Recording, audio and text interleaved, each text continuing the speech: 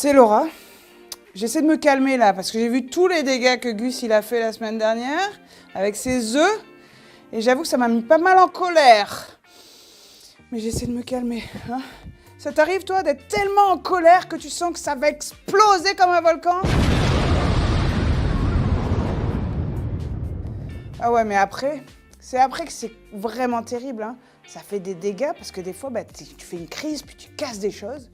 Tu te fais souvent chicaner, il y a des conséquences. Mais aussi, des fois, tu vas dire des mots que tu regrettes, mais que ça a fait déjà du mal aux gens autour de toi. Hein. Quand tu es en colère, c'est terrible. Et c'est pour ça que Dieu, dans Galates 5, 22, nous parle de la maîtrise de soi. Maîtrise de soi, c'est quand tu contrôles tes réactions, quand tu ressens beaucoup d'émotions. Okay, comme tu ressens de la colère là, puis tu te dis « Ah, je vais exploser !» Puis là, Dieu dit « Non, il faut que tu arrives à te calmer, puis je vais t'aider à apprendre à te calmer. Puis je vais te montrer quelque chose. » Attention, j'ai beaucoup de matériel aujourd'hui, j'ai beaucoup de muscles aussi. Donc, ça fait beaucoup de bruit, et il y a beaucoup dans tout ce que je dis. Mais bon, on continue. Donc là, tu sens, Gustave, il m'a énervé avec ses œufs, il en a mis partout. Là, vraiment, quand je le vois, je vais lui arracher les oreilles.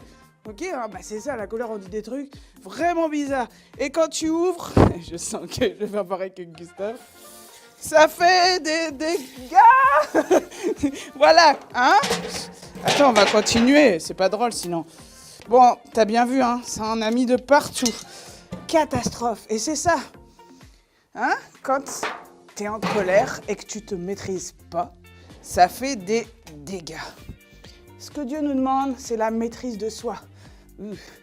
Hein? C'est que même si tu ressens de la colère, parce que la colère, c'est normal que tu la ressentes, ça fait partie des émotions que Dieu nous a données. C'est pas grave d'être en colère, c'est comment tu vas l'exprimer qui est important. Alors là, je te préviens, je vais faire des trucs très bizarres sur la bouteille, mais te concentre pas là-dessus, concentre-toi sur l'histoire que je vais te raconter pendant ce temps-là. Ok? Je vais te raconter une histoire, j'ai l'impression de faire une petite danse, mais je vais te raconter une histoire de David qui devait devenir roi et Saül qui était un méchant roi qui voulait vraiment faire du mal à David parce qu'il était jaloux. Alors David a dû s'enfuir loin et se cacher. Puis Saül il l'a pourchassé et il arrive dans un endroit, il se met dans une grotte. Ce qui se passe, c'est que David est au même endroit. Et David là, il a un choix. Il a le choix soit de s'en prendre à Saül et de se venger, parce qu'il a le droit, soit de se maîtriser, d'obéir à Dieu et de laisser Saül tranquille. Et qu'est-ce qu'il choisit à ton avis, David? Parce qu'il sait que Dieu lui demande, non, David, je sais que Saül a commencé, là, il est vraiment méchant avec toi, mais moi, je veux que tu fasses le bien autour de toi et je veux que tu te maîtrises. Si tu laisses exploser ta colère, ça va être encore pire, de pire en pire. Ça t'arrive, toi, de dire, ouais, mais c'est lui qui a commencé. Souvent, entre frères et sœurs, là, ouais, tu te fais chicaner par tes parents. Ouais, mais c'est lui qui a commencé. Moi, je lui ai juste remis une petite tape dans la tête, parce que c'est lui qui a touché mes affaires. Voilà, ça fait que empirer. Puis David, il a décidé de faire confiance à Dieu, d'obéir et de se maîtriser. Pourquoi ça avait l'air si simple pour David? C'était pas si simple. À mon avis, il a eu un combat à l'intérieur de lui qui disait « Vas-y, fais du mal à Saül !»« Non, Dieu, il te dit non !»« Vas-y, fais du mal à Saül !»« Non, Dieu, il te dit non !» Mais parce qu'il passait beaucoup de temps avec Dieu, qu'il connaissait Dieu, qu'il aimait Dieu et qu'il savait que si Dieu lui demande de se maîtriser, c'est parce que c'est bon pour lui et bon pour les autres.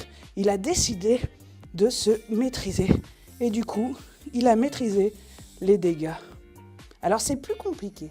Ça prend plus de temps que juste ouvrir la bouteille quand on se sent en colère et tout laisser exploser. Mais c'est qu'après, les conséquences, elles sont bien mieux. Je peux boire du coq sans faire des dégâts. Ça, c'est la maîtrise de soi. Mais ça prend vraiment l'aide de Dieu. Alors, on va prier ensemble?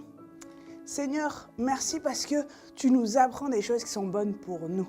Tout ce que tu nous demandes dans Galates 5, 22, c'est pour notre bien à nous et pour les biens des gens qui sont autour de nous. Alors Seigneur, viens nous aider quand on sent la colère monter, quand on sent qu'on va exploser. Donne-nous des techniques, aide-nous à nous calmer, donne-nous de prendre du temps avec toi pour prier et donne-nous de nous maîtriser. Amen.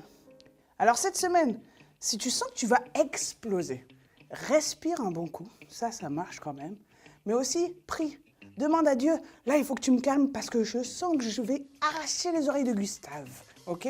Mais aussi, avant que tu deviennes en colère, passe du temps tous les jours avec Dieu pour lui dire, si jamais il m'arrive quelque chose, Seigneur, je veux que tu m'apprennes à me maîtriser. Parce qu'il ne faut pas attendre que tu sois prêt à exploser Mais il faut vraiment s'y prendre à l'avance et tous les jours passer du temps avec Dieu. Découvrir pourquoi il nous demande toutes ces choses-là. Parce qu'il t'aime et qu'il veut ton bien et il veut le bien autour de toi aussi. C'est bon? Alors cette semaine, on tente la maîtrise de soi. T'arrêtes pas à cette semaine-là, hein. Continue toutes les autres semaines, mais c'est ton défi particulier pour cette semaine. C'est bon? À très bientôt!